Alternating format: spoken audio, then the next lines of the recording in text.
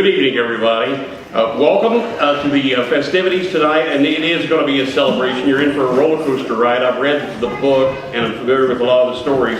It's just a great thing that we've got going here. We're going to be hearing 9 stories that face people who face autism each day. Parents, educators, individuals on the spectrum. There's also going to be 2 performances tonight from the young and talented members of Prism Project.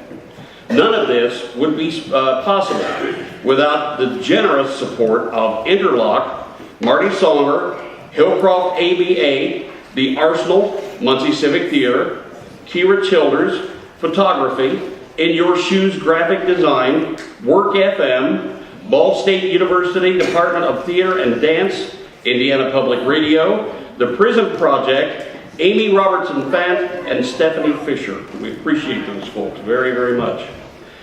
Those of you who are involved in the project some way, please stand if you are able to in order that we may recognize you. Just stand up.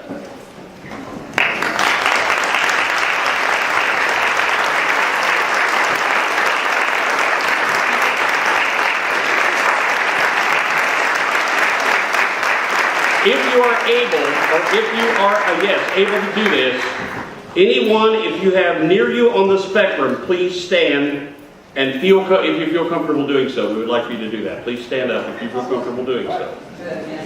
Any of you who are affected and have a family member or something,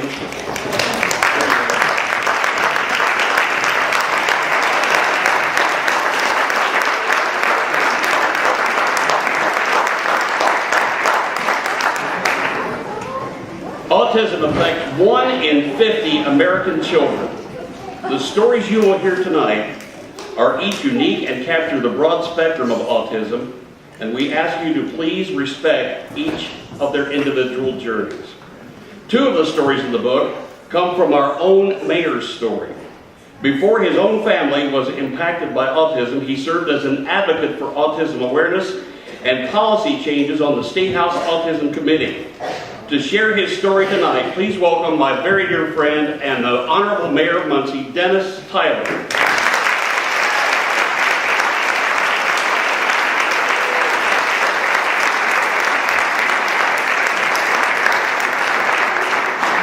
Good evening. Golly, what an honor to be here this evening, ladies and gentlemen. And I thought this was going to be a pretty easy evening for me, and then one of my buddies, Stephen Drake, sitting over here, got to be our honorary deputy mayor earlier this year and brought my wife and I over just a beautiful thank you card. And so that's made this even a little bit more special. Thank you to Kelsey and JR and everybody for putting this project together here this evening. It is exactly what Brownie said, and I can call him Brownie because I've known him forever. It's going to be a celebration of challenges, a celebration of love. And I think at the end of the day, it's going to be a celebration of faith that it's going to be okay. That we have people here in this community that understand and care about these families, and it's going to be okay. You know, I've been very fortunate in my life that my children were very healthy and very active. In 2006, I became a member of the Indiana General Assembly.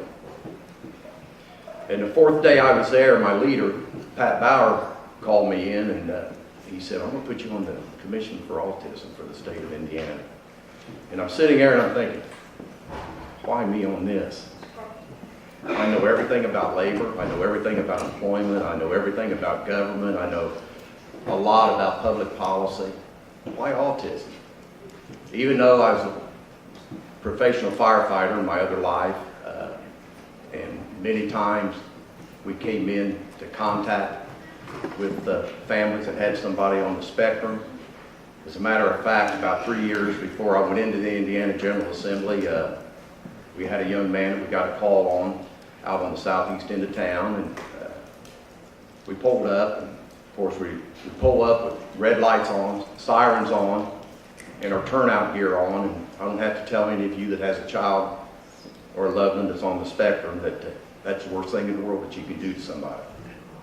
And we triggered everything that you could possibly imagine this child that was wrong. And then we held him down. And we held him down till Delaware County EMS got there, and then they helped us hold him down. And then they helped us secure him to a cot, and we took him to the hospital. And because of all the problems going on, some of my men helped them transport them to the hospital. So we're outside the emergency room later, and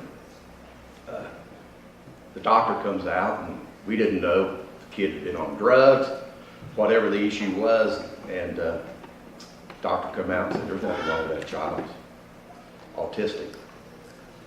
And it just killed us. Well, back to the original part of my story, I couldn't understand why Pat put me on this commission on autism. And it's a bipartisan commission. There's Democrats and Republicans on it. And the chairman of the commission was a lady by the name of Cleo Duncan out of Greensburg. Just a great lady. And we're sitting in that first commission hearing in the summer, and people that are involved in this on a daily basis were talking about issues, and all at once the light just went off in my head. Wow, everything they're talking about is everything that, a lot of that is what we dealt with that day, along with other issues. So when it was over, I just walked over to Cleo, and I said, Cleo, I said, I can do this. Give me the opportunity to start putting together legislation that we can have first responders and medical first responders and emergency room technicians and people have the opportunity to get to training and to certification, and then with our teachers to where they can recognize people that are on the spectrum, and they can get the training in that they need. And she said, well, how can we do it, Dennis? And I said, well, let me get it started. And you know, God works in such strange ways sometimes, ladies and gentlemen. We're going through this. We're having one of the hearings, and of course, the first thing that came up, as it always comes up when you're dealing with legislation, is money and cost.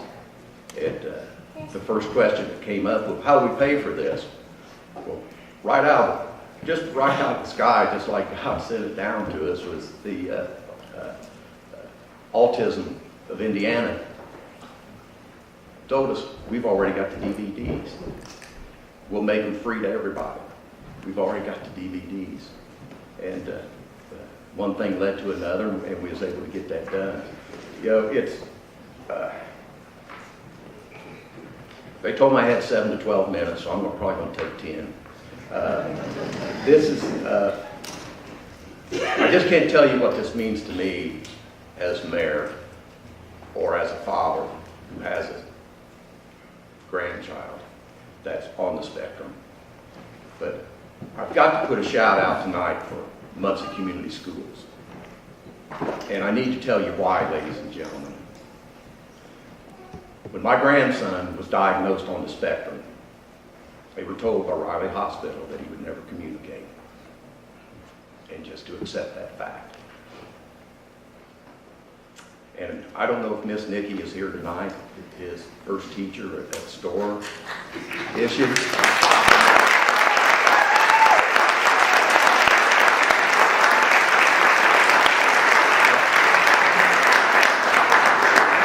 You're going to hear fantastic stories tonight, ladies and gentlemen, about these children and these very special people. But Lucas just made the honor roll at East Washington Academy. Just made the honor roll.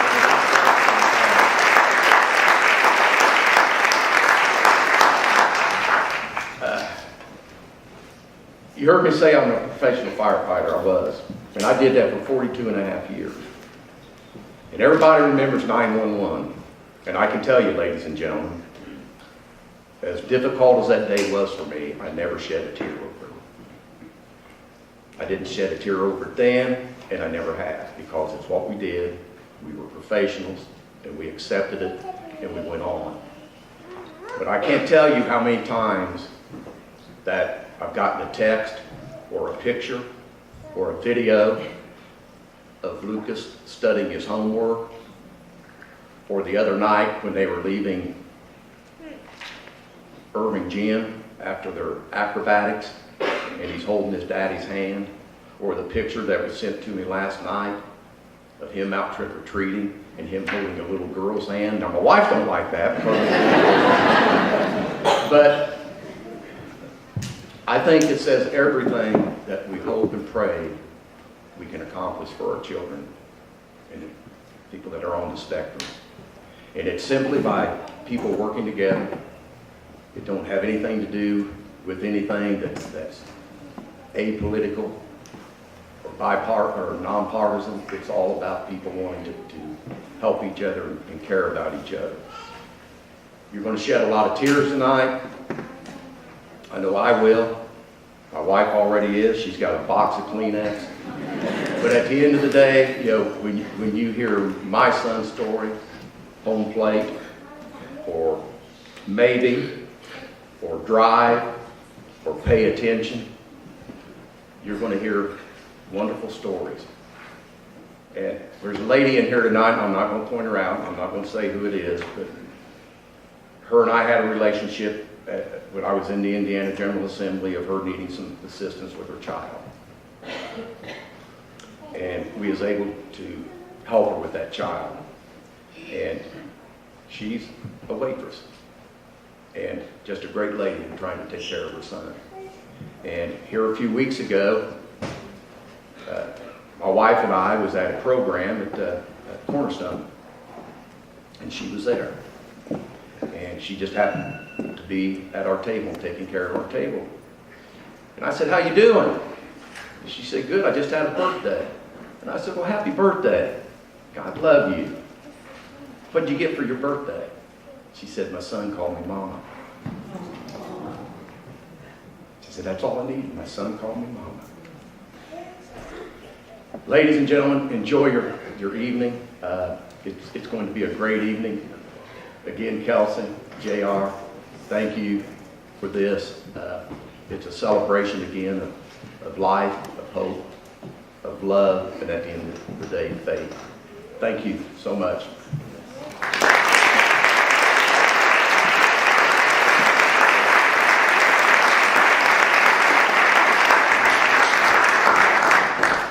It's one of the reasons why I think so much of Dennis. It takes a lot of backbone to stand up here and put it out like that.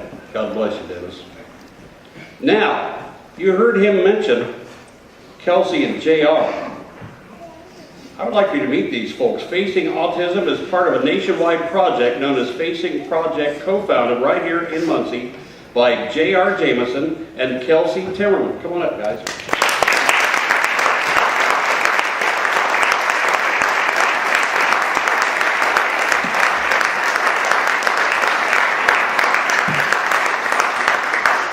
Good evening, everyone. This is really exciting for both of us to be from Muncie and to come back to our hometown for this project and see this place completely packed.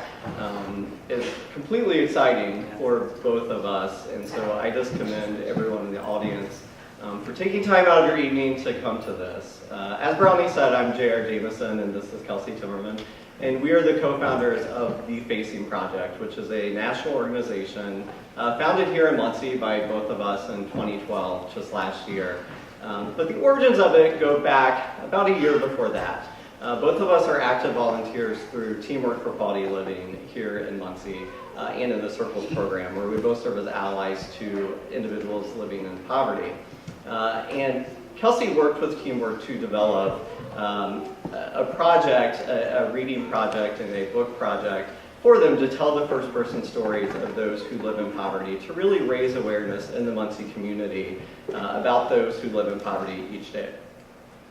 I was a writer on that project, and I've gotten the opportunity to know Kelsey in various capacities over the last couple of years, and so he recruited me as a writer for that project. And I really saw potential beyond just what we were doing in this community. And I said to Kelsey, you know, we really need to take this to other communities and have them share this opportunity of pairing writers and artists with people who have a story to tell, but often don't have the means to tell their own story. And so we do that by pairing writer and storyteller together to tell the story from what we call a forced empathy approach, or the idea of you truly don't understand someone until you walk into their shoes. And that's what we want to do with these stories, is through the book and through the stories, really get you to understand the individual and what they face each day. So as we left for Muncie, we took it to other communities, just people we knew around the country, and we said, hey, you know, I'm cold calling you, but I think you have a story to tell, and we would love for you to take this project on. And we're happy to say we have 8 projects running right now, from Atlanta, Georgia, to South Bend, to Rome, Georgia, to Manhattan, Kansas, to Barberville, Kentucky, and others, facing issues from human trafficking to hunger to homelessness. And so it's really telling those stories from that first person approach in each of those communities, and then living that out through the stories. And so what we're doing here tonight is just that. You get to see the stories come to life. And so actors tonight from Ball State University, and also a writer that who we know, will be sharing those stories with you momentarily. And when we decided to bring this back to Muncie, we did so intentionally, and we really knew that we wanted to focus on autism, and I'll let Kelsey talk about that here in a moment. But we were so excited for all the partners we were able to bring together and the writers that we were able to bring together on this amazing project. And so we just thank you all for picking up the book and coming here tonight to hear these stories. So we were looking...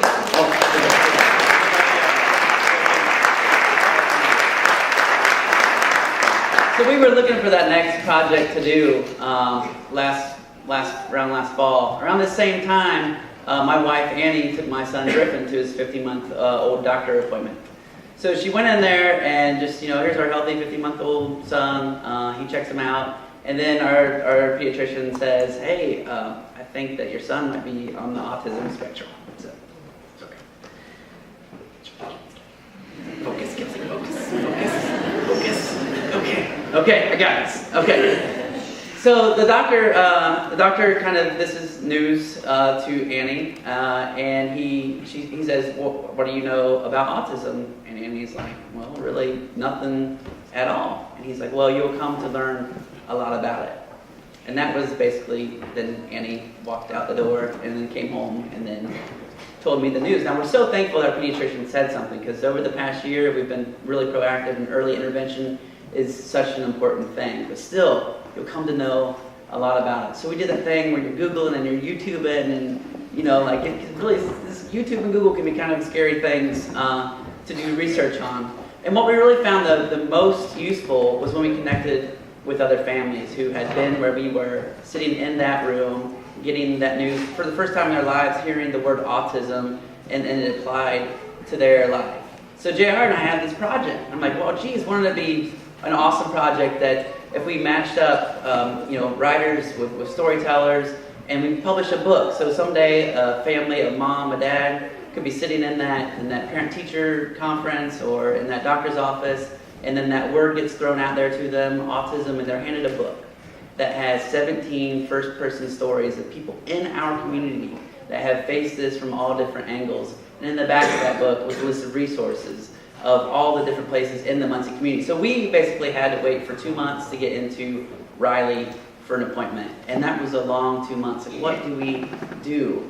And we were not told about all the amazing resources. And many of them are sitting here in this room tonight. I see so many of you all here. And this is a great community here that we learned about as we reached out to people. So that's what the book is. It's a resource to be shared. Thankfully to Interlock, we printed 3,000 copies of this book to give to pediatricians, to give to teachers, to spread out across the community. If you know someone, if you love someone who loves someone on the autism spectrum, take multiple copies of this book. If you work at a school and there are teachers there, then take lots of copies. We will print more if we have to. It's meant to be used. These stories will also be online at muncieautism.facingproject.com.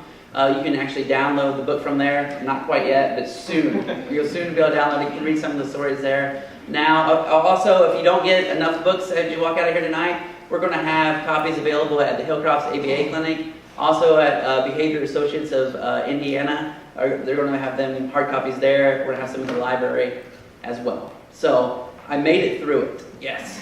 Thank you.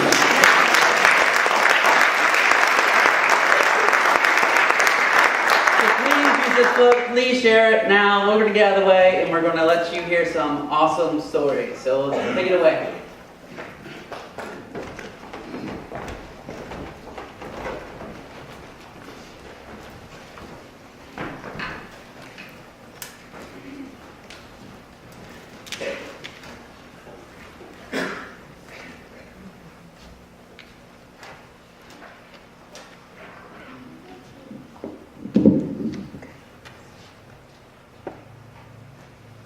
Pay attention. Carter's story. He is 13. Why do you want to write a story about me? Autism is not that big of a deal. I feel like I am inside of a little white box, writing all my thoughts and feelings with dry erase marker, but no one can find me to understand what I'm going through. I erase those thoughts and feelings myself, but some things I can write in permanent marker, and they'll never be forgotten. If you could come inside, you would see the conversations I've had with you, the experiences I've shared, and the journey of my life. You would understand me. But I cover what I do not want you to see. I put away what I don't want lost. I'll tell you if you want me, though. They may not matter to you, but they matter to me. The secrets of my mind are secrets and not for you.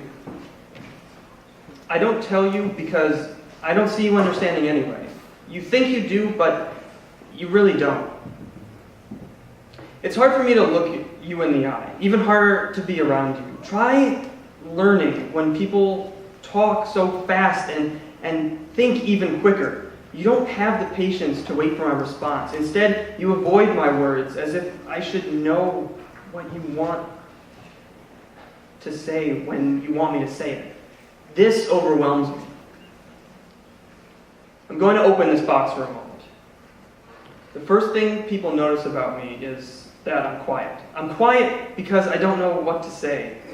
I see a group and I watch them talk to each other. Their lips move, laughter erupts, and their eyes brighten at the thought of the next word they're going to say.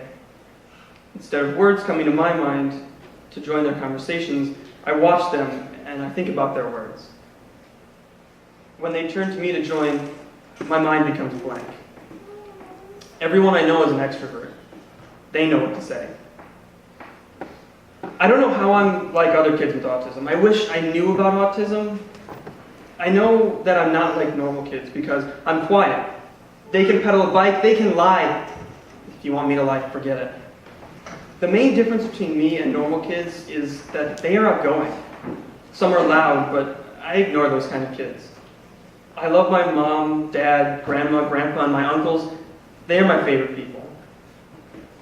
Being overwhelmed is the worst feeling ever. It makes my brain get dizzy and causes the noises to get louder. It gets on my nerves. Teachers could help by not overwhelming me. The perfect school would have 3 floors and a big pool. Teachers wouldn't give a lot of homework. More importantly, they would get to the point. The only classes would be at the school are cooking and science. Science is the best class. Well, the experiments with the chemicals and animals are. The stupid work is my weakness. There was this boy who puked on the playground. 5 of us are surrounding him and he puked. We picked on him. Well, I don't know if we picked on him or bullied him. I hope he's okay. I feel bad, but I kind of don't because he picked on me too. I bullied to survive. I have a village that I created on Minecraft. The hideout is Hatsen Camp. The bandits lurk around the corners. I've created secret rooms and passageways deep underground so they can't find my treasures and livestock. The fort is called Alatak. It has an escape path. I'm building a new fort. I think I have a good shot at being a game designer when I grow up. Sure, I have to try harder to learn. Multiple choice tests are not clear. If my grades were based on homework, I'd probably get all A's. My mom helps me through it, but she pushes me and makes me work hard. She's always judging my writing. When I do my homework wrong, she's there to help me get it right. At least I'm not confused about what she wants. Teachers, on the other hand, are not clear. I ask a question about the assignment, and they answer me quickly and get back to being busy. Something a little weird about me is that I don't go out a lot. It feels normal to be home. I don't think anyone knows I have autism when they first meet me. If you try to have a conversation with me, you will realize that I'm quiet and I think about things differently than you do. At night, I curled up with my weighted blanket and bury my head to get comfy. What do you need to know about autism? If kids with autism are like me, then here's what you should know. People shouldn't talk like stories. Be more plain, come out with it, stop being confusing. Stimming helps me when I'm overwhelmed. I tap the plastic hanger against my legs, arms, and sometimes my chin. I also hit it against the back of furniture, which has caused some damage to our couch. I can't use my hanger, then I walk in at pace. You might find me gently tapping myself if I had the hanger. I chew gum. When I get home, though, I get my hanger. I do it when I want, but only at home. I love to be close to you. It makes me feel safe and to understand you better. I like to be touched. I used to get my skin brushed, though not so much anymore. I still like it, though. Don't think that I've forgotten something just because I don't like to talk about it. Remember, I know what right and wrong is. In reality, I'm better at it. If you're autistic, you should get a stick or a hanger and try stimming. It will help you. All right, I think we're done. I like being heard, but I feel overwhelmed.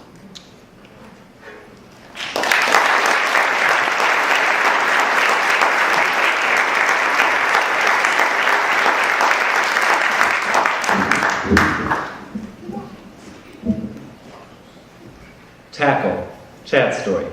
He is 36. Jackson's heart is unbelievably big. I'm most proud that he can see the good in others. On his first day of kindergarten, a child who wanted Jackson's eyeglasses bullied him. At one point, the child tried to grab them. Jackson held up his hand and said no. Eventually, the bully did get the glasses and proceeded to break them, but Jackson stood up for himself. No matter how much we want to be there for Jackson each moment, every day we send him off into a world that we fear is full of bullies and cruel jokes. Often Jackson eases our fears and surprises us with the kindness and love he brings and inspires. At first, there was denial. Every father thinks his son is going to follow in his own footsteps. My father played college football, I played college football, and now I'm going to get to watch my son carry on the tradition. That's what I thought. I played defensive end. Each play was a solvable problem. The other team was trying to advance the ball. I was the solution. Tackle them. I think a lot of guys are like this. As soon as we're told there's a problem, we want to fix it immediately. When there were concerns that Jackson had developmental delays, my way of facing the problem was thinking, it's not true. He's just fine. He looks like a typical kid. He's fine. Every time Allison, my wife, would bring up something about Jackson's early childhood development, I would not want to talk about it. In hindsight, I was not very helpful. At 2 years, Jackson was a little more delayed for his age group. He didn't have a large vocabulary, but how large should it be at that age? As the eternal optimist, I just kept thinking, everything is fine. There's nothing wrong with Jackson. He'll catch up. I was just looking for what I wanted to see. I was comforted by Jackson's smiles when he would run to me, and I would throw him into the air. And I ignored the fact that once I put his feet back on the ground, he rarely made eye contact with anyone. By the age of 3, he started to spin around in circles. It was impressive. I took the guy approach once again and would joke around saying Jackson is going to be the toughest ballerina in the world because that kid could pirouette like none other. But when Jackson and I went to the park, I would see other kids his age running around and playing. Jackson would only want to swing, not just for a few moments. We're talking about an hour, 2 hours straight. I could see the difference in how they played and how he played. I could feel the difference. Soon he was diagnosed with pervasive developmental disorder, which is to say he displays some of the symptoms on the autism spectrum, but not all of them. Later that year at Riley Hospital in Indianapolis, the diagnosis would be that Jackson, my future pirouetting football player, was autistic. I did not want to label him as being autistic. I didn't want to believe it because once I allowed it in my mind, I knew it would come true in my heart. From now on, this is what we were facing, and I wanted nothing to do with that. This wasn't a problem you could just tackle. I did not want to believe my son was on the autism spectrum. However, once I admitted it, I could only think about what kind of a life he was going to have now. I would hold him and rock him to put him to sleep, or I would lay with him on his bed and smell his hair and pray that he would be able to enjoy life and be happy. There were moments where I was disappointed and discouraged, but it was always for him. Not that I wanted him to be an all-star football player, but I just wanted him to have a good life. Initially, my wife and I were on 2 different islands. Allison was the advocate, reading and educating herself. I would come home, and the last thing I wanted to do was think about things, about autism. I just wanted to unplug and be at home and enjoy my family. When I look back now, boy, I was a jerk. Allison wanted to help our son, and I'm telling her everything is going to be fine. She was fighting for our son. I was standing on the sidelines. I should have been right there with her, as her defensive end. When I finally got on board and started walking side by side with her, it was more about how did Jackson's day go? Was it a huge step back or a great step forward? Then the biggest stress that autism brought to our family was how to get Jackson what he needed. Early intervention is so important. There was a window until the age of 7 where we had to get him everything he needed. Therapy, speech therapy, and social groups, whatever it might be. You have to get them involved in everything, even though they may fight it. We understood the battle and the emotional and financial costs. We sacrificed and gave until we hurt. Parker, our second son, is 4. He calls Jackson Bubba and thinks he is made out of the moon and the stars. They are best buddies. We could not be happier. Parker has been fantastic. Jackson has looked out for him like a big brother would.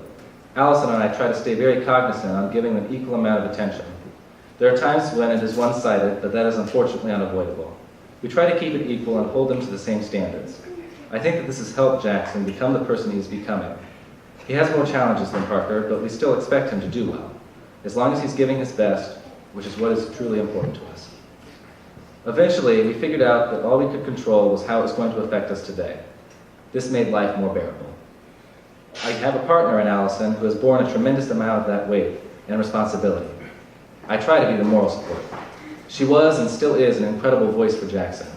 She is behind the scenes making it all happen, working with him at home. If I could rewind the clock, it would be that I jumped in with 2 feet. Allison did, and she needed someone to jump in with her. The real hero of the story. Remember that kindergarten bully? Well, a few months after he had bullied Jackson, an older boy was bullying the bully. Jackson got in between the older boy and his classmate and said, "Quit bullying my friend. That's not nice. Go pick on someone your own size." The older kid turned and walked away. I wish I had known earlier how much of a fighter Jackson was. He does not know any differently. To him, he just knows, I have to work my tail off. He's done so well with everything that has been laid out in front of him. As parents, our job is to lead our children, but sometimes our children lead us. I never thought about things this way until the company I work for sent me through the Lead ECI Leadership Training Program. During one of the sessions, they asked me to think about the one person who has really impacted my life. I thought of Jackson and the struggles he faces every day. Yet he gets up in the morning with the same amount of enthusiasm to take that day on as he did the day before and the day before that. I told the group that my son has taught me to never give up. Don't ever think of throwing in that towel. While telling everyone, I wept. The tears weren't of grief or mourning. They existed at a moment when this grown man, a former college football player, realized that his young son was his hero.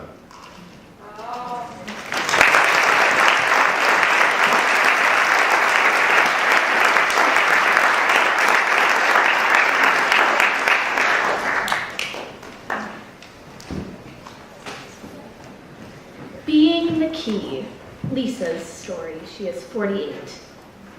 I first heard the word autism in the early 1980s while sitting in a classroom at Ball State University. I went to Ball State to study marketing, but it wasn't really me, so I went through a series of majors including deaf education. It was during one of my special education classes where I first heard autism. My professor showed a movie called Sunrise, which followed the life of a young autistic boy. I'll never forget watching the screen and being drawn to the look in that child's eyes. What I saw was a child who had thoughts and feelings, but couldn't get them out. It was as if he was locked inside of himself. It was during that class I decided to help families unlock the mysteries of autism. After class, I went up to my professor and told him I wanted to specialize in autism. I'll never forget his response. He told me that I wouldn't want to specialize in that because I would never see a child with autism in my classroom. At the time, the prevalence of children with autism was about 1 in 10,000. And when a child was diagnosed, he or she would be put into a special school and never really given an education. Although I wasn't really receiving any encouragement, I knew I was supposed to learn more about autism. Bit by bit, I was starting to become that key that could help families turn that autism lock. After Ball State, I went on to teach mild mentally handicapped kids in Indianapolis. I'll always remember this one kid named Tyler. He was a 3rd grader, and no one really knew how to categorize him. He could read at grade level, but he had some very strange social skills. One day, he came in from recess and said, "Man, I'm sweating like a corn cob." Tyler also had this fascination with maps. He could look at a map and tell me how many different route combinations there were from my house to the school.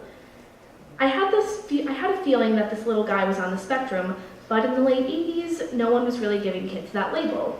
All they knew was that he was different, and although he probably could have been in a regular class, his abnormalities meant going to school in a self-contained classroom. After teaching in Indy, I moved to Ohio in the 90s to supervise county and regional special education programs. However, my main focus continued to be learning more about autism. In 2009, I started working for Ohio's Center for Autism and Low Incidence as a regional autism coach. It was during this time that I spoke at several conferences about autism, including strategies to help educators and parents. I found that although educational, a conference really wasn't what these people needed. A teacher would go to the conference, but when he or she got back to the classroom, they wouldn't know how to implement strategies and nothing would change. I knew that I needed to help teach others become keys in their own lives.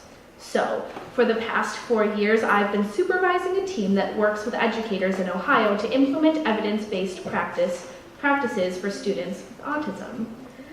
I get so passionate when I talk about this because we spend an entire year with teachers helping them learn ways to communicate and ultimately educate these children. People often equate communication with intelligence, but that's not always true. Remember Tyler? Last Christmas, his mother found my address and sent me a card to tell me that her son had graduated from high school and found a job that he liked. It really struck a chord with me because we often look at the challenges facing autistic kids, but often forget about their strengths. It's up to us as teachers and parents to find those strengths within our kids and help draw them out. That's why I'm so excited about our virtual coaching. By turning on a computer, iPad, or phone, educators and parents, no matter where they live, are able to show me and other coaches what's happening with their kids in real time. For example, a mother recently texted me a video of her young son. The doctors think he may have autism, but since he's so young, they won't fully diagnose him yet. Her message to me was, "What do you think? Is this a sign of autism?" I looked at the video, and it makes me cry just thinking about it, because what I saw was a child playing with his toys. But in this mother's mind, every move her child made was another potential sign of autism. However, because I was able to take a look at that video right then, I was able to give her some peace of mind that for at least another day. I was able to tell her while he may someday receive an autism diagnosis, today he was just being a normal toddler. When I first heard about autism, I never could have imagined how much it would change my life and the lives of so many others across the world. From 1 in 10,000 to now as high as 1 in 50, according to a recent study. It's amazing how far we've come, and yet how far we still have to go in understanding and treating this disorder. My life's mission to unlock the mysteries of autism began that day at Ball State. By providing services that give live feedback about a child's behaviors, I believe I'm helping create more keys.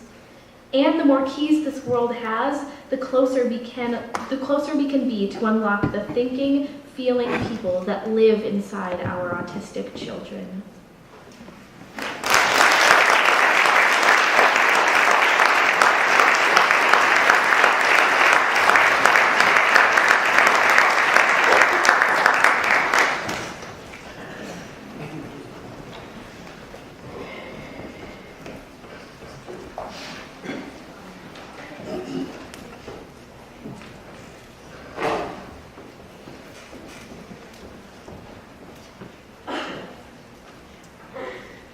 Many students with special needs struggle to develop and maintain social relationships. The Prism Project was founded in 2009 by Michael Dane, Ryan Harrigan, through an immersive learning grant at Ball State. It provides these students with opportunities to learn appropriate social skills through performing arts and direct engagement with their peers. Performing I Am Not Afraid, Matthew Myers, Joel DuBois, Carter Tharp, Joshua Harrigan, and Jeff Zayer of the Prism Project. Please welcome them.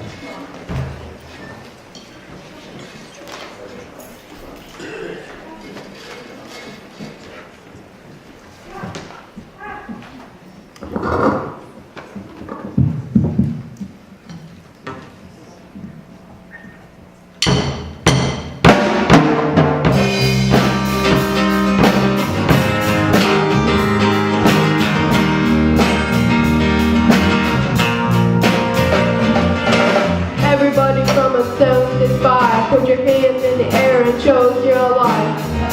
Everybody from a 7 to 5, put your hands in the air and shows you're alive. Not afraid to take a stand. And everybody, come take my hand. My name is Carter and I try harder to learn things you do that I'm not used to. I make things different, sometimes funny, and I probably won't respond when you call me honey.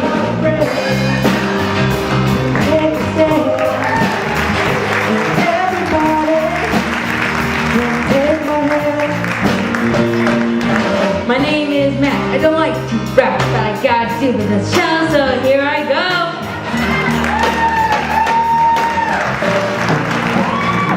I'm afraid to take a stand. And everybody, come take my hand. My name is Joel. I'm really cool.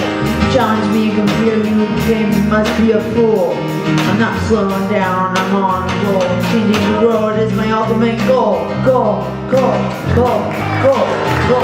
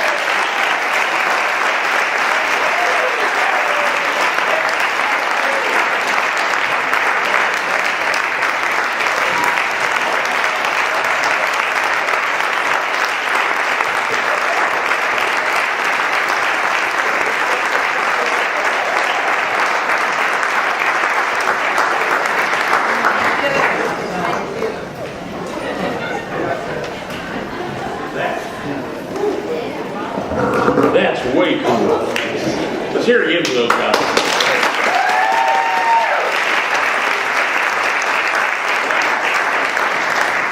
If that didn't stir you up, I don't know what would. My goodness. All right. It's time now for another set of monologues. And we want to thank them again for that great performance. The monologues now, 3 more. And are you enjoying yourself so far?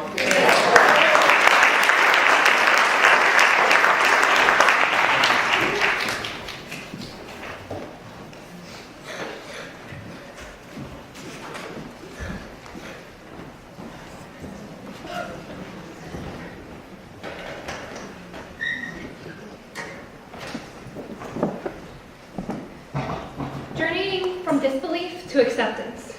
Annie's story. She's 33. Thinking about a time when I wasn't filled with anxiety, I didn't routinely compare my son to other children his age. I used to take photos for family scrapbooks. I wasn't constantly looking for red flags. We were a carefree family. Thinking about how he enjoys watching Peppa Pig on TV. He laughs when his father swings him through the air. He loves to make animal sounds. He likes to draw with sidewalk chalk. He wraps his hands in my hair when we cuddle. I'm thinking about my son, Griffin Noah, a sweet, quiet 2-year-old who has autism. Mine was the proverbial small town growing up. Everybody knew everybody in my rural community. I've known my husband since we were kids. We were high school sweethearts. Our first date was at the homecoming dance. 11 years later, we married. We had 2 children, one who shares his middle name with his great-great-great-grandfather. We had planned a wonderful life for our family. Then we received news.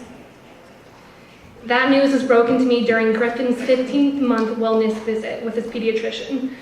While my husband and I noticed that his development was somewhat delayed, we weren't horribly concerned.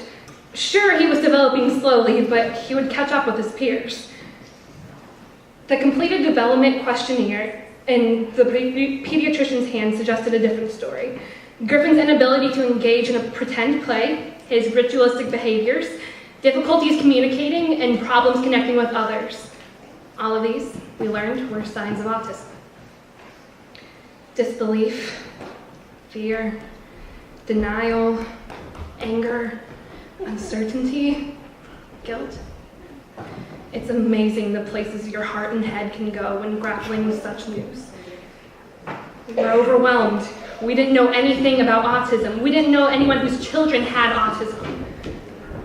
As we desperately trolled the internet for information, our understanding increased, but so did our fears. We imagined the worst. Our hopes for Griffin's future was dashed. We only shared the news with a few people, not sure whether the doctor was correct, not willing to believe that this pronouncement could be true. We kept scrutinizing Griffin's behaviors and comparing them to the list of red flags, asking ourselves, is this autism or is this him being a 2-year-old? We held out hope when symptoms weren't obvious or appeared mild. When asked, a few family members and friends admitted they had concerns about Griffin that they hadn't expressed to us prior to the doctor's visit. I felt guilty. They saw the problems that I, as Griffin's mother, should have seen, but I didn't. I stopped asking because I had a really hard time handling it. During this time, I also experienced an overwhelming desire to do something to try to fix Griffin's problems. We continued our relentless search for information and advice, made appointments with other physicians to examine Griffin, arranged for him to receive therapy, even put our family on a gluten and casein-free diet. We felt an incredible need to exert some degree of control over our situation. Now I think I've reached a new level of acceptance. My son has autism. In some ways, my days are not terribly unlike those experienced by other mothers. Dropping the kids off at the daycare center, going to the gym, taking family bike rides, spending quiet time with my husband, sitting down to family dinners. But always the specter of autism haunts us. Perhaps our most heartbreaking challenge is helping our 4-year-old daughter understand why her little brother is not like other 2-year-olds. I choke up when she says, I don't know what's wrong with Griffy, but I still love him. 3 times a week, a therapist visits our home to work with Griffin. The part we visit must be fenced so he doesn't run off. We put a piece of bright tape across the end of our driveway to signal Griffin to stop so we won't run into the street. Public excursions made me anxious because people might notice Griffin is different and judge him for it. I'm also grateful. I'm grateful that Griffin's autism is mild and that he's making progress in his therapy sessions. As difficult as it is to adjust to an autistic child, our family does not face the same challenges as those whose children have more severe disabilities. While Griffin has difficulty communicating with others and likes to do certain things certain ways, he doesn't get stuck performing behaviors and able to break free. And we can definitely see improvements in his ability to socialize and to adapt to unfamiliar environments. Her family and friends have been very supportive through this progress. For this, I am also grateful. Our parents spend time caring for both children and help Griffin learn to interact and feel comfortable in unfamiliar situations. Friends regularly ask about him and listen to my stories and concerns. I've also developed an informal network with other mothers who have children with autism. This perhaps is the most valuable therapy for me. These are the people who really know what it's like. They understand what I'm feeling and thinking, the challenges I face, because they have been there themselves. As the mother of a child with autism, I'm definitely in a better place now, even though I still have many things to learn and challenges to face. Now, I can see down the road and be more optimistic. 10 years from now, I hope to see Griffin in school, interacting with his peers, and learning. I hope he'll be in a regular classroom instead of attending special education classes. Most of all, I hope that Griffin understands his disorder and is okay with it.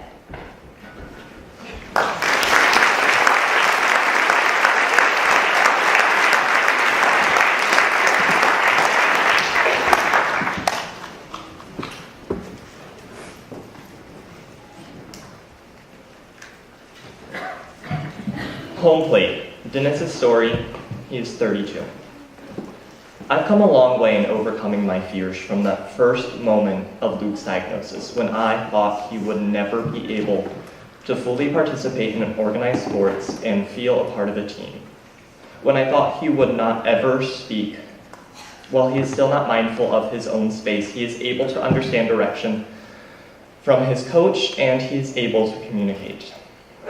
The predictions of the doctors at Riley were dire. He had a 4 in 7 chance of having a mental retardation. He likely wouldn't speak beyond the point at which he was at the time, which was not at all. I wanted to jump across the table to shake the doctor, to tell him he was wrong. My son can't be autistic. How will he ever be able to play t-ball or run track or do an activity where he must take direction and communicate? I refused to believe the doctor. After all, I was at Riley in the first place only because my father urged me to have my son tested for his lack of speech. Prior to Luke's birth, my father, a state representative, was a member of the State House Autism Committee. He was knowledgeable about the symptoms and what to look for. He didn't come right out and say to me, "Son, I believe Luke is autistic." Instead, because Luke was completely nonverbal at the time, Dad urged us to have his speech tested. We called Riley to get an appointment for testing, and it was set up for 6 months from the day of our call. 6 months. We couldn't believe it, but luckily Dad pulled some strings and got us in within 2 weeks. Without his intercession, we would have lost an entire 6 months of therapy. At the first diagnostic appointment, the doctor asked us the question, "What do you think Luke should be doing at this stage in his life?" When we stated what we believed he had accomplished, the doctor assured us that Luke was not exhibiting behaviors of a typical 3-year-old. We left that appointment and cried. I cried tears of anger, of frustration. However, I decided that we were fortunate. We had a diagnosis, one that wasn't as dire as I had first thought it could be. My son wasn't wearing braces, he wasn't going to be a teenager wearing diapers. We had a label we could work with. That label, however, could be a double-edged sword. Yes, he was now labeled as autistic, but that label could work to his advantage by offering him help as needed. I used to stress about thinking of what would happen to Luke if something happened to my wife Becca or me. I still stress on occasion, but I now firmly believe he will be fine. He will have enough resources and enough help to see him through any situation. Another issue Luke has to overcome is that he is just too darn cute. Because he is so cute, people have a tendency to help him, which quite quickly turns into enabling him. They often won't let him do him for himself. He isn't allowed to work through his quirks without others coming to his aid. This can be a hindrance to the progression. Even though he is quirky, Luke is wicked smart. He can talk to you about any type of shark that exists, and ask him about any dinosaur and he can talk about them in detail. If he is interested in a subject, he embraces it wholeheartedly. When he began kindergarten, I had many fears for him. Would he make friends? Would he be able to play with other children? Would he be picked on? Would he even know if he was being picked on? The list of fears I had for him goes on and on. His second day of school, I left work early so I could stop in at the school to see how he was doing. As soon as his teacher saw me, she said, "He's going to be just fine." I immediately burst into tears. Many of those fears that were on my list have now been deleted. Last summer, we had a defining moment in his progress, or maybe I should say my progress. While participating on the t-ball team, Luke, the son who I feared would never play a sport, hit the ball and ran the bases. As he crossed home plate, he looked up at us in the stands and gave us a thumbs up. I knew right then and there that while we might not always experience positives, that at that particular moment in time, Luke was experiencing a feeling of happiness and of gratitude and a sense of belonging. And so was I. My son will be just fine.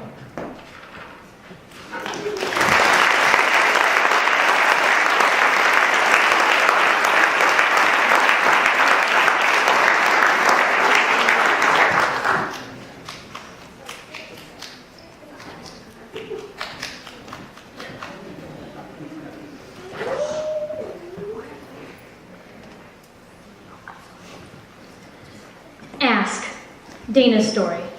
She's 39. Ask why she doesn't always make eye contact. Ask why she doesn't scream when a spider scampers across her dinner plate like most any other person would. Ask why she sometimes repeats every word you say. It's echolalia, in case you were curious.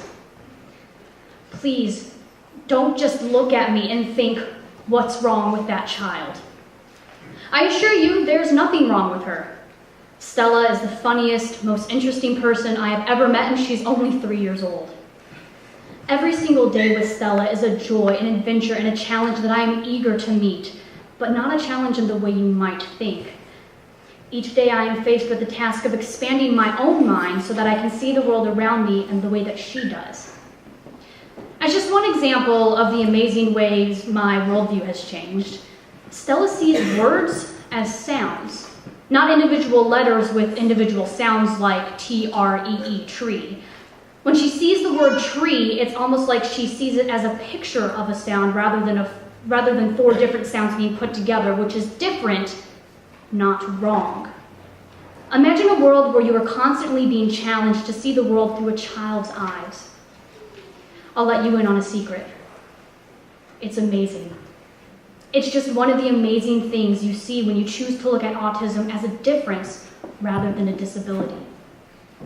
In recent years, people have really been emphasizing the importance of tolerance and acceptance when it comes to race, sexuality, and religion. The increase in bullying among school-aged kids has prompted parents to rally around their kids and raise them to be proud of their individuality.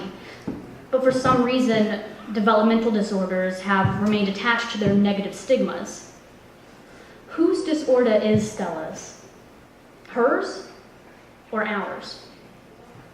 Isn't it our responsibility as parents to get to know our child and figure out what works best for her in terms of how she learns? Author Paul Collins said, "Autists are the ultimate square pegs, and the problem with pounding a square peg into a round hole is not that the hammering is hard work, it's that you're destroying the peg." When I tell people Stella has autism, their response is often, "I'm sorry." A hush tends to fall over the conversation, and suddenly every bit of eye contact is tainted with a hint of sadness. I'm not sorry, and I'm not sad. Nothing bad happened to Stella the day she was diagnosed. She remained the same as she had always been. I felt sad when I heard that my child may struggle, but my worry never came from a place of regret or bitterness towards autism. It was simply that I feared we wouldn't be able to understand each other. In the 7 months since her diagnosis, it has become apparent that while there are many things in the world neither of us will ever understand, we understand each other. What parent doesn't fear the struggles their child will face? I consider myself lucky to have a child with struggles that can be identified. I am grateful that we have proven ways to help her. What many people see on the outside as a struggle, I see as a blessing. My beautiful girl, whose everyday successes never go unnoticed. I've been given the opportunity to work with amazing professionals and that spend their entire day helping Stella communicate effectively and helping me understand her. Isn't that kind of a gift? Yes, there are trials that come with having a child with autism, but there are also amazing triumphs to celebrate. And we spend a lot of time celebrating Stella. Some days will be good and some days will be bad. It's a fact of life, not exclusive to autism. If I could make 3 wishes for Stella's future, it wouldn't be for a cure or a magic drug to take away her unique traits that come with her autism. My first wish would be for Stella to find her perfect stride marching to her own drummer. My second wish would be for people to express their curiosity with words rather than their sideways glances. And my third wish would, of course, be for more wishes. Stella is my child, and she should be known as a whole, unique, funny, fearless, beautiful child, and not a disability or disorder.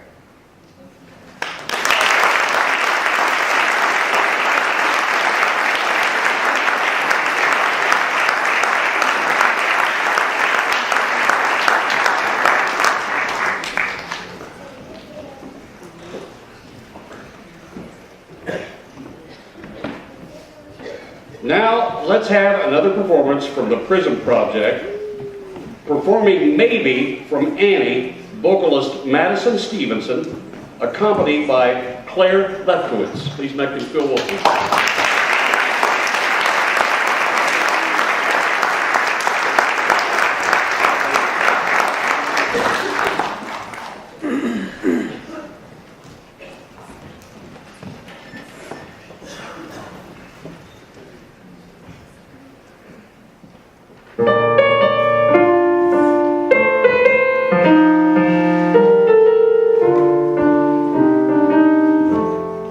Maybe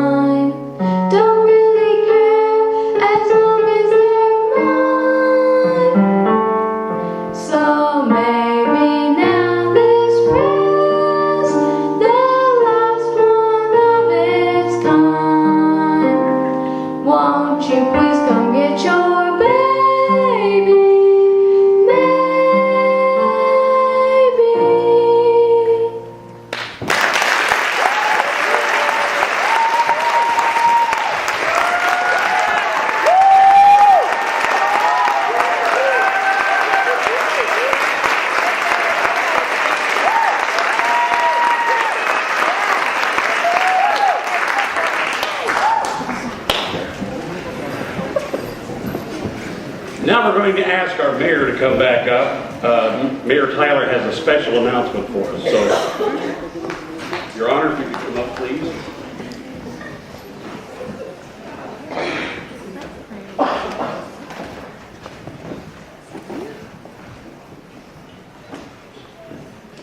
Is everybody okay?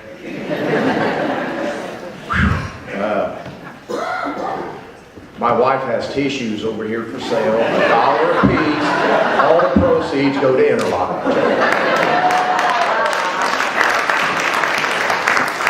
And just for the record too, and what my son said about me calling in something. I just want you to know, ladies and gentlemen, that it was always my honor to have done that many times for other families, and I'm still doing it today, so I don't apologize a bit for doing that. It's difficult many times to work through that.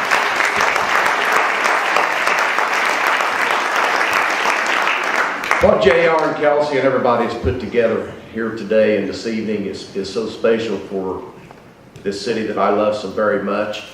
And because of that, I thought that it was proper for the city of Muncie and the mayor's office to do a proclamation recognizing this very special day. So if you'll bear with me for just a minute. This proclamation reads, whereas Interlock connects the people of East Central Indiana to services, support systems, educational programs, and resources needed by individuals with autism spectrum disorder to reach their fullest potential. And whereas the city of Muncie is proud to partner with Interlock on November the 2nd, 2013 to introduce the Prism Project. Founded in 2012 in Muncie, Indiana by J.R. Jacobson and Kelsey Timmerman, which connects people through stories to raise awareness and create dialogue in communities across the United States, facing topics from homelessness to human trafficking to hunger and more. And whereas through this partnership, 17 stories were collected from the first-person perspectives of moms, dads, caregivers, and those on the autism disorder spectrum, and were compiled into a book titled Facing Autism in Muncie, with a directory of autism resources in the greater Muncie area, including families who are willing to be contacted as an additional support network. And whereas according to the Center for Disease Control, 1 in 88 American children are diagnosed with the autism spectrum. There is no definitive explanation, nor is there one single cause of autism. And whereas autism is a word that is close to this mayor's heart, long before my grandson was diagnosed on the spectrum, I served as an advocate for autism awareness and policy change on the State House Autism Committee. Being a part of this project allows Muncie to shine as a beacon of light for other communities. Munsonians have always had a way of coming together to overcome challenges and celebrate successes. This has never been truer than with the autism spectrum community today.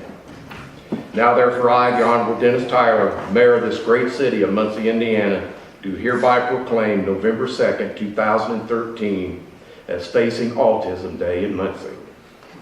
By this action, let it be known that I, as Mayor of the city of Muncie, Indiana, urge all citizens to continue to support organizations like Interlock and the Facing Project. In witness whereof, I have hereunto set my hand and caused the seal of the city of Muncie to be affixed on this 2nd day of November 2013. Dennis Tyler, Mayor, City of Muncie. Thank you. God bless.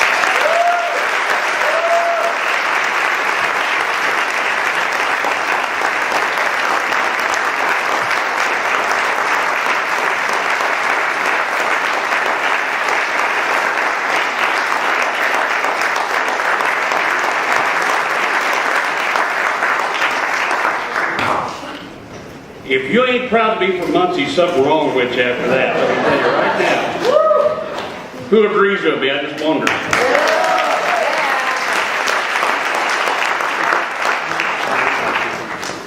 Now we're going to bring to you the final set of monologues.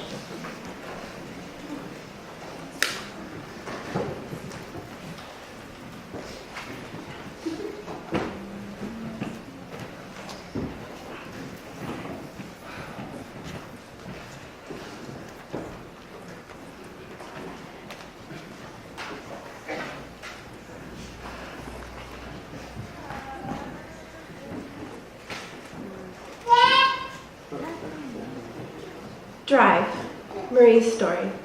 She is 36. It started with the virus, when Leslie was 3. It had a way of triggering it. She and her dad both got the flu.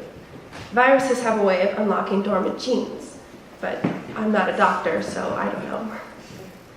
But that's when it all changed. She started to regress. She stopped potty training. She started acting out. She started kicking and biting. The kid who was seemingly well-adjusted was gone overnight. She had become a different child in just a couple of months. It was fast. That was the start of the meltdowns. My marriage fell apart. Her dad was becoming a person he wasn't when we met. He was dealing with his own health issues, and all of the events toppled one on another. It was the beginning of the end. We divorced. Daycares wouldn't take her. I couldn't leave her with any family or friends for an extended period of time. It made it hard to hold down a job. I felt helpless. I just didn't know how to help my kid. I really didn't know what to do, and I had very few resources after the divorce to figure it all out. I had to move into my parents' for a year, but they became exhausted. I was able to get a job at a local daycare center. They were great, and I could take Leslie to work with me. There were other kids there for her to play with, and she still had some meltdowns, but there were other staff members who could help me. And I wasn't alone. And then she started school. The first few years were tough. She'd run out, she'd kick and scream at her teachers, and I was getting calls every other day. I'd cringe when I hear the phone ring. I knew it was them calling about Leslie, but despite her behavior, she is brilliant and was placed in the Gifted and Talented program. When she was in that program, that's when she got bullied. All of those kids are so smart, and they know how to get away with it. But I caught one of those kids bullying her one day with my own 2 eyes. I couldn't believe it. But then there were those parents of those kids, and I never thought I'd get upset saying this. It just seemed like all of the kids were picking on her. The adults would just roll their eyes. There was no control. The other kids and their parents stayed away from us. They'd whisper and look in horror. We were rejected by all of the others. That's how it felt. You know that song from Dumbo, Baby Mine? I used to sing it to Leslie to ease the pain. Ease my pain. I don't think she ever really knew the real meaning behind the song, but for me, I could relate. They eventually kicked her out of the program. The teacher said that Leslie was too stressful for her, and she didn't belong. Leslie's behavior was awful, I get it. But that teacher just wasn't willing to adjust or willing to teach her. Isn't that a teacher's job? She kept a journal on Leslie.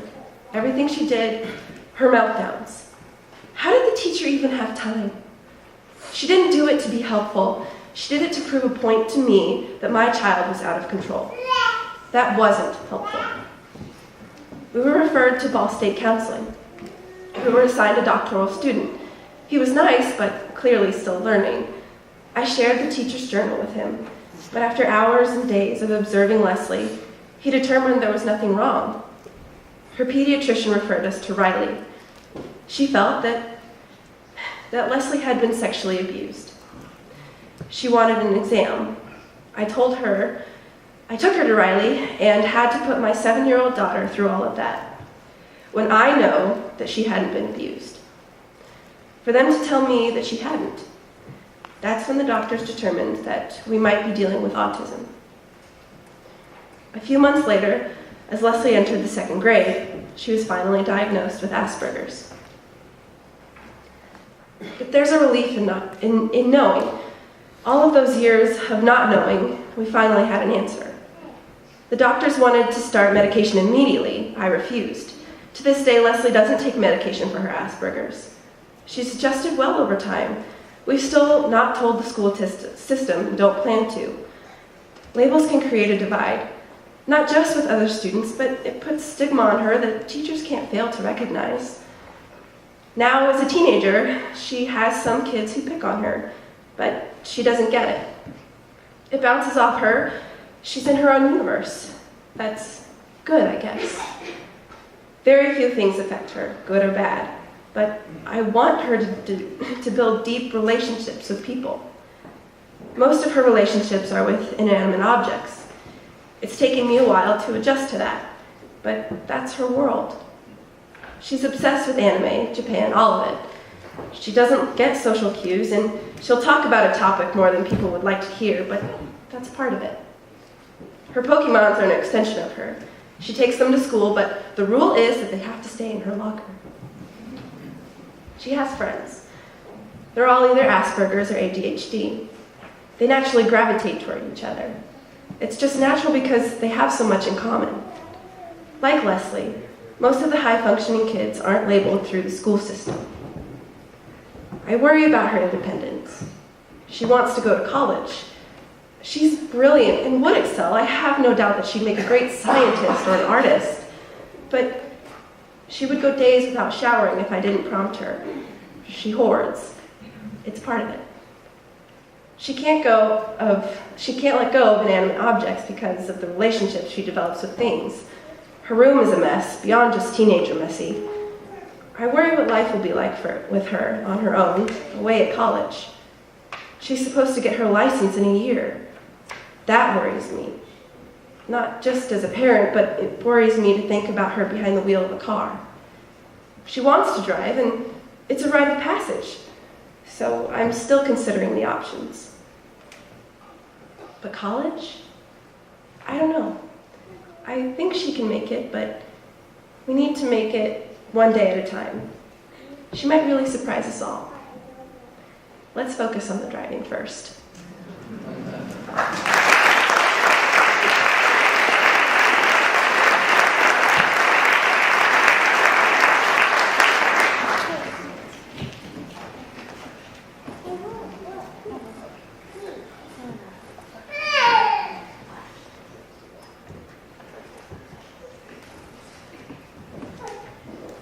Healing is believing. Angela's story. She is 43. The circus curtains in the boys' room were iridescent. They were beautiful. I wanted to burn them. The fabric represented such sadness, such a loss, such a complete disaster. I wanted to reclaim the space in a different way, get rid of all of that stuff and start from scratch. I donated them, giving them a chance to be transformed into something happier, to be repurposed. In many ways, our story is one of transformation.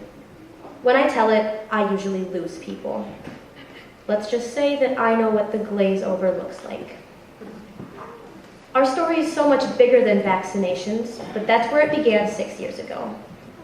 At 8 months, our son Peter was smiling and babbling.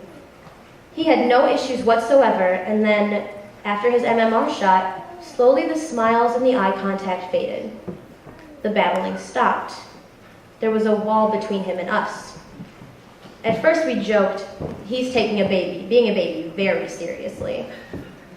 When he was 3, he would take blades of grass, lay them on the front porch, and make the alphabet. He was really into the letters F and H. We were thinking, we have a genius on our hands.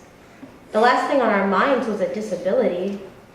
And then we got the phone call from the preschool. Peter was sensitive to loud sounds. If another child cried or screamed, he would go for their faces. That's what happened. He had a fingernail that we hadn't rounded off. There was blood. It wasn't good. Peter was kicked out of school. There was something in my soul that said, they're right. Something is wrong with Peter. He lined things up. He spun in circles. In many ways, his younger brother, Tommy, became his older brother. Tommy began to speak for Peter in a beautiful, beautiful way. Even though Peter would get violent and want kids to get away from him, he would let Tommy stay in his space and always bring him toys. It was so lovely. I would put on movies for the kids, and I'd look for hope on the internet. I'd Google social and emotional delays, and always arrived at the A word, autism. It's heartbreaking to see your child, who is your heart and soul, reduced to these little behaviors. You start to ask, Is this blade of grass thing my child or autism? I felt like I didn't know Peter anymore. Years before, I had received a Christmas card from a friend I had lost touch with. It said that her son was diagnosed with autism and gave us an update of how they were trying a special diet. I thought she was so out there. Autism is autism. So I called my friend on the phone and I told her about the preschool. I described his behavior and I asked about the diet, which she told me had cleaned up a lot of her son's behaviors. I was standing up talking on the phone and I felt my sense of gravity leave, and I just went on my knees. She said, well, he really craved milk. Before that, I wouldn't have thought anything of it. We're good American parents. We give our kids milk, but Peter was putting away a lot of milk, obsessively so, rubbing the refrigerator, always, milk, milk, milk. The thought is that some kids have leaky guts. Casein is a protein in milk that if it gets in the blood, it acts like morphine. If that happens, the kids kind of act like they're stoned. It was so simple to try, so we tried it. And the next 10 days were staggering. We saw our son go through the equivalent of a heroin withdrawal. He got the shakes, and he slept all day, and he woke up with raccoon circles under his eyes. It would have frightened us to death, but language, original language, came in like gangbusters at the same time. 5 to 12 word sentences, stuff that we couldn't believe. We watched our son come back to us. It's almost like we were meeting him for the first time. He was saying, I love you. There were all of these Hallmark card moments happening 10 times per day. The first little tiny thing we tried was a jackpot, so we were like, well, what else have you got? I made an appointment with a very respected pediatric allergist. I shared this whole story with him. At this point, we had no clue we were part of some counterculture movement. He looked at me and said, I believe that you believe that that happened, but it didn't happen. The company line of mainstream medicine says that what happens in digestion can't affect our brains whatsoever. They don't believe it. My husband had been through medical school. He was so proud of that.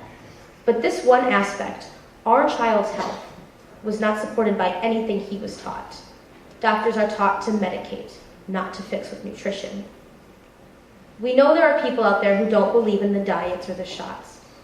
We have so much compassion and solidarity and deep feelings for folks who are walking this road, but we can't even begin to have a conversation with many of them because they don't believe in the shots thing. This story is not their story. Our reality was very different.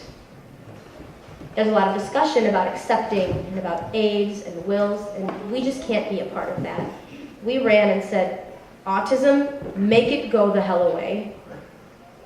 Biomedical intervention believes that autism is reversible. We believe that all people on the spectrum can improve by trying some of these things, and some will recover. We are not unique. There are so many stories of families, but we are anecdotal evidence. With autism, you become the doctor. You become the specialist in your child. But a lot of people can't make that shift. People are so willing to turn over the power to the therapists and the experts and the doctors. The voice inside of you has to be the guide. These children are leading us. There is something that this whole epidemic is telling us as parents and as a nation. We believe there is this multifaceted chemical-induced thing that is happening, and then something sets it over the edge. Vaccinations, foods, pesticides, exposure to heavy metals, all of these things can add up to autism. We tried everything. Stem cells in Ecuador, heavy metal detox, homeopathy, even a shaman.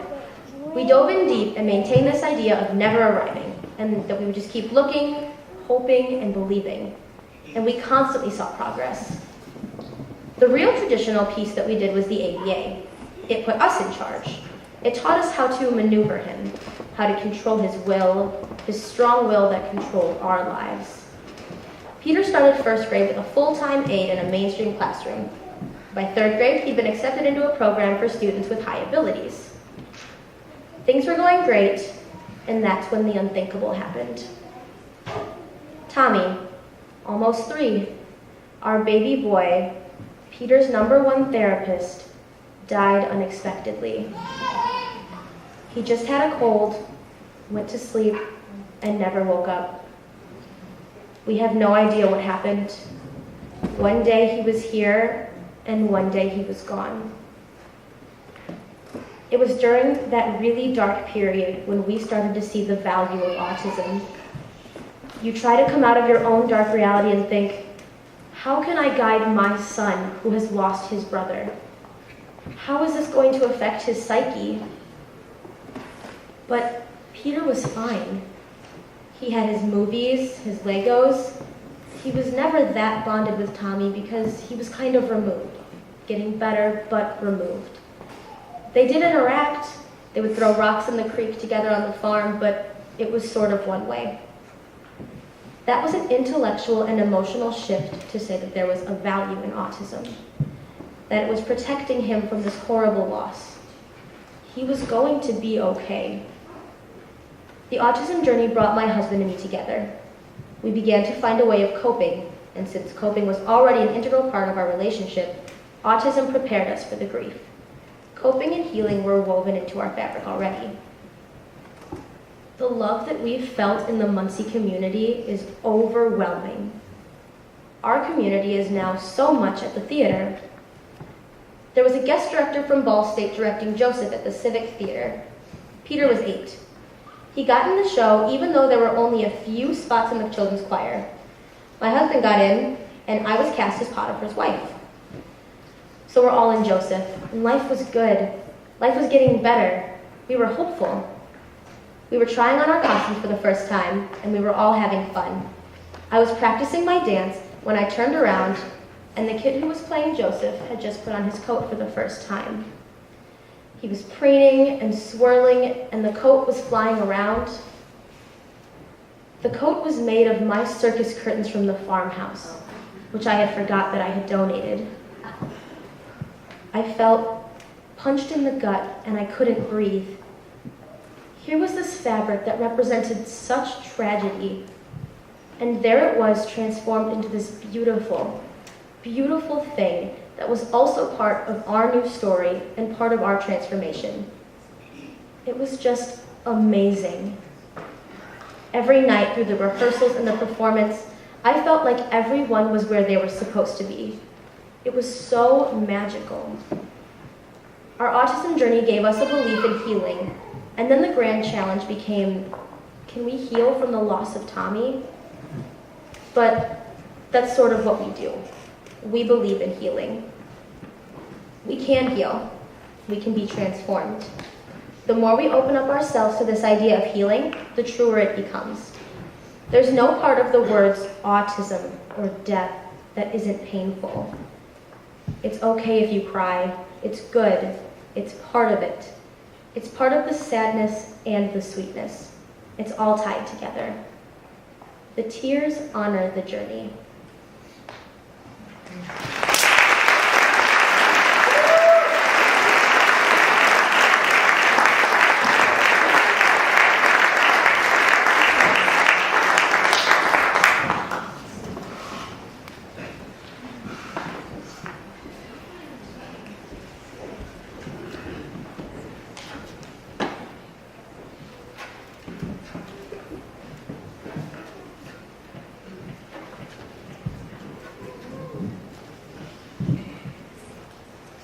Blue Dragon Avatar,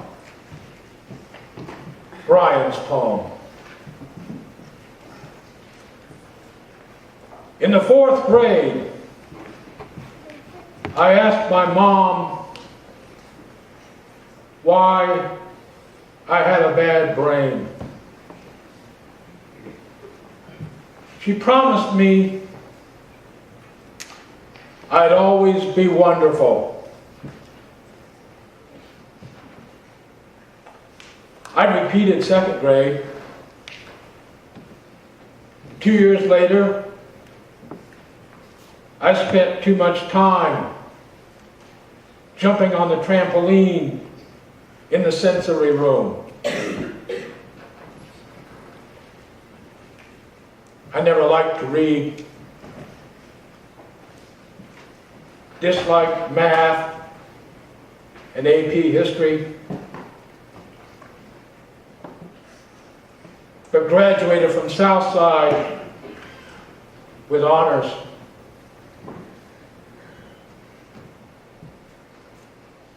I suffered death threats as a senior. Bullies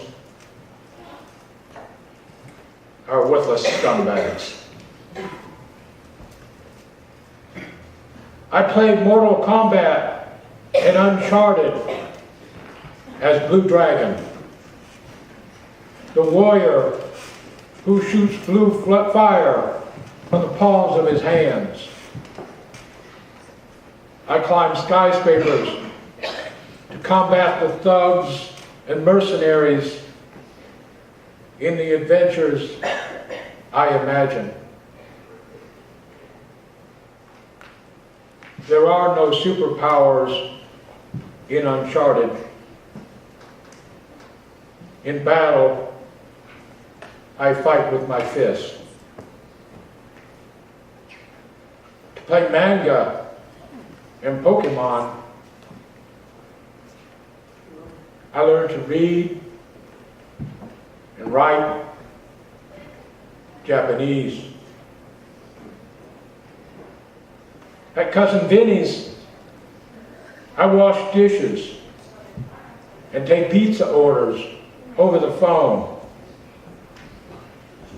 Sometimes I bake the deluxes and veggie revivals. I take my turn walking the advertisement along McGalley. I don't have to dress like a lizard. Just work clothes, khaki pants, and shirts without neckties. I answer the questions asked of me. If the answer is yes, I say yes. I say no when the answer is no. After attending church for all the wrong reasons, I came to Jesus at 14. The only book I've ever enjoyed is the Bible. Matthew says, "For if you forgive others when they sin against you, your heavenly Father will also forgive you." I wear robin's egg blue neckties to worship. Taught myself to tie 4-in-hand knots. I am learning to forgive. Sometimes I need days to answer questions my friends can answer with a snap of a finger. The left side of my brain works less than the right side. I want to program video games and visit Japan. My mom said I'd always be wonderful.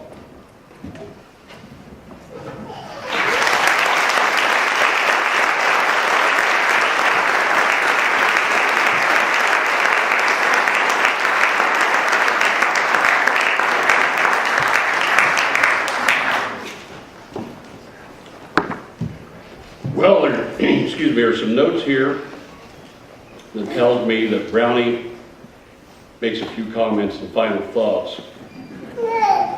And I gotta tell you, I am wrung out. I am. This has just been a journey tonight. that I would take nothing to miss this. I can't imagine it. I've learned so much tonight. And most of what I've learned comes from the people who not only support these people, but from the people who are the ones who are working their way through this. And it all came out to me, let me get the title right here, when they sang, "I'm Not Afraid." Now, if they're not afraid, how in the world can we be? And God bless every one of you for what you're doing to support these people. And I am so proud that, like Dennis said, Muncie is now given the opportunity to shine as an example of people who are involved in the community, who get it, and are doing something about it. And we're not afraid. JR, Kelsey, God bless you for what you're doing. It's a wonderful thing. And I think you're going to be richly rewarded. And I also want you to understand this project would not have been possible without the support and guidance of Interlock. Interlock's mission is to assist and educate families in East Central Indiana living with autism spectrum disorder and to assist local special education classrooms to accommodate needs of students with autism spectrum disorders. Interlock provides grants for families and educators, hold monthly support meetings at Storer Elementary the first Thursday of each month. They also host an autism walk each April. The current president of Interlock is Chad Shelley. Chad is with us here tonight, and I would like him to come up and give us his final thoughts and what you can do as a community to stay engaged with autism awareness. Chad?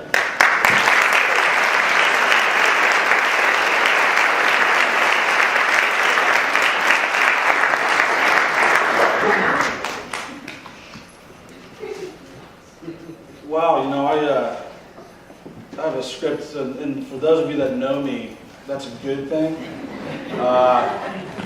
Normally I come up and I do the unscripted thing and I show you, it is about 8 o'clock, so we're on schedule, and if I don't stick to the script, we'll be here till probably about 9 o'clock, so I won't do that to you. I'm very humbled to be here. I'm humbled to be a part of something so big. I look out and I see all your faces, and I just am so thankful for you all to be here tonight, to hear these stories, to hear the message of hope. I want to say, first off, thank you to the Honorable Mayor, Dennis Tyler. Thank you for all of your support, sir. To Steve Brown, who happens to be a neighbor of mine, thank you for being so kind to MC our event this evening. I want to thank the Downtown Farm Stand for their catering our event this evening. I want to thank the Prism Project, a good friend of mine, Ryan Harrigan, and his wife Amy, and all of those that make up the Prism Project. What an amazing thing that they have started there. This evening would not be possible without two gentlemen. I know that they're humble and they would deflect this, and they have already numerous times when I say this to them, but to Kelsey Timmerman and to J.R. Jamerson, we really thank you from the bottom of our hearts. I'm very honored to have met you. On behalf of Interlock, I want to, number one, just recognize our board members that were able to make it this evening. I think one of them is actually having contractions and is not here. She actually sent a text message to me and another one of our board members saying, I really wish I could be there. And it's like, it's okay. Tend to those twins you're getting ready to have. So for those board members that are here this evening, if you would please stand up and accept a very warm round of applause. And richly deserved.